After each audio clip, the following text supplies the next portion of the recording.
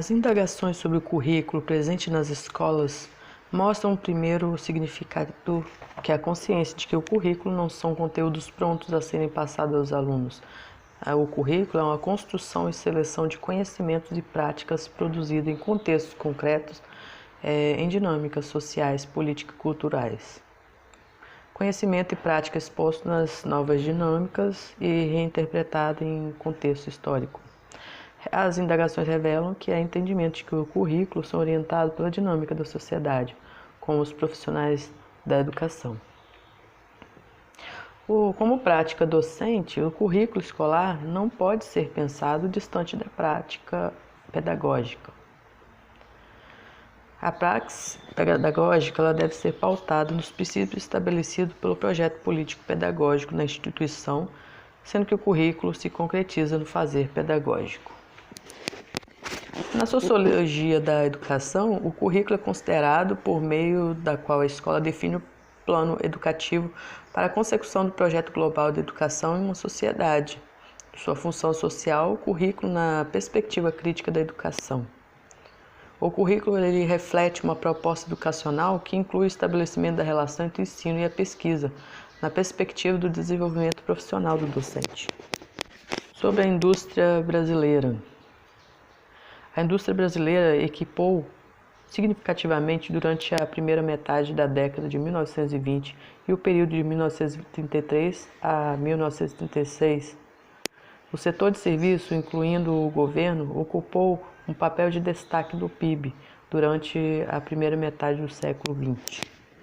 A Primeira República, em especial, as décadas iniciais do novo regime, vem ganhando crescente interação e espaço na produção historiográfica brasileira. Muitos são os historiadores que dedicam à história política e cultural, têm retomado o período de uma chave distinta daquela que consagrou como República Velha. As formas de participação popular e além das revoltas, motins e greves eclodiram em diversos pontos dos países, expressando também a associação recreativa, esportiva e dançante da população negra e pobre. Vivemos em um mundo dominado por imagens e sons obtidos da realidade, seja por encenação ficcional, registros documentais e aparatos técnicos cada vez sofisticados. No videogame, tem uma característica tecnológica, lúdica e mercadológica que são elementos importantes para a classificação como fonte primária.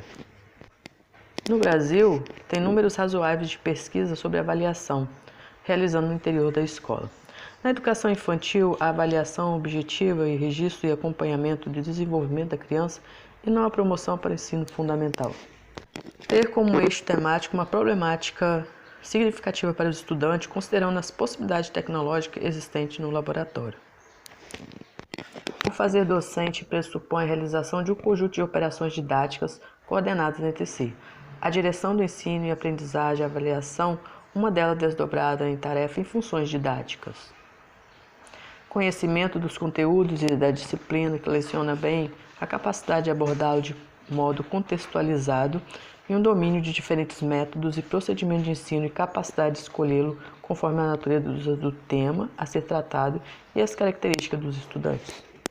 O nascimento das análises foi marcada como uma profunda reflexão do historiador tanto acerca de sua área de estudo como do trabalho. O programa intelectual de que a revisa é a porta-voz surge novo, agressivo.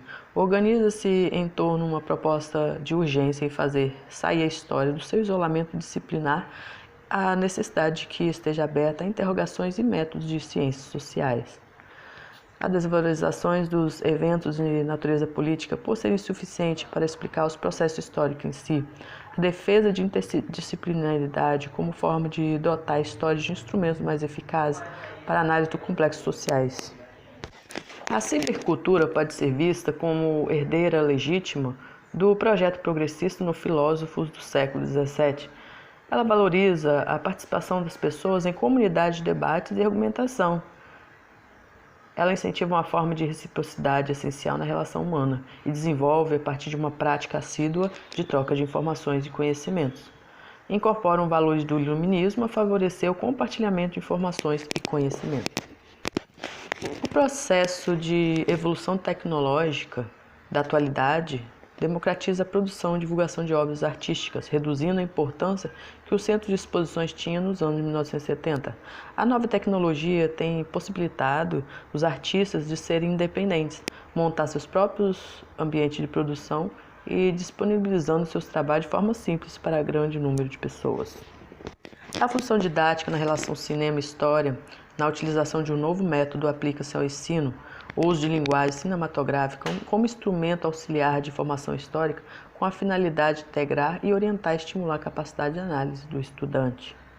A reconstrução de festas, de vestuário, de vocabulário e arquitetura, de costume referente à sua época específica, figura entre as várias possibilidades de utilização de uma obra cinematográfica em sala de aula.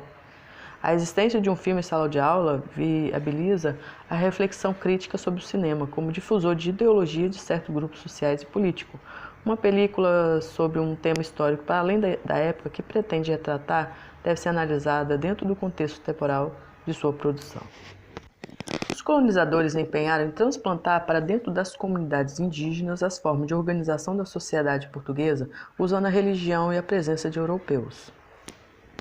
Em um congresso dos Estados Unidos, ao examinar o Estado de União, encontrou uma perspectiva agradável do que de hoje.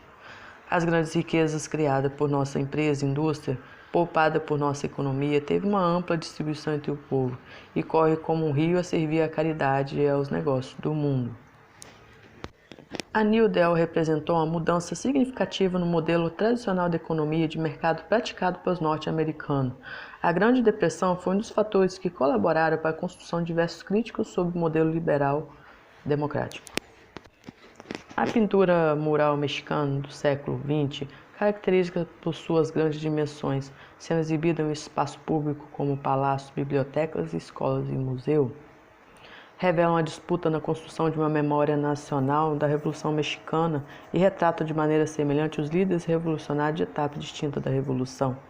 Contém variada simbologia de lutas revolucionárias mexicanas.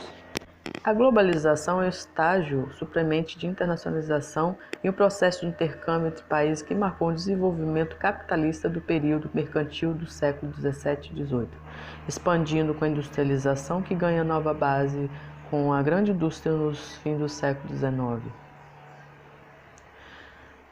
O processo de desregulação dos mercados financeiros norte-americano e europeu levou à formação de uma bolha de empréstimos especulativos e imobiliários que, ao estourar em 2008, acarretou um efeito dominó de quebra de mercado. As políticas neoliberais marcam o enfraquecimento e a dissolução do poder dos Estados nacionais, como asseguram o poder de aglomerados financeiros que não atuam nos limites geográficos dos países de origem. Sobre o terceiro setor, promove o desenvolvimento social e contribui para o aumento e capital social. A discussão nacional sobre a resolução das complexas questões sociais brasileiras e sobre o desenvolvimento em bases sustentáveis tem destacado a noção de corresponsabilidade entre as ações de diversos setores e atores que atuam no campo social. O mercantilismo foi definido e batizado denunciando no mercantilismo o triunfo dos interesses egoístas dos mercadores. Ignoraram que também era um sistema manufatureiro, agrícola e toda a concepção do poder estatal.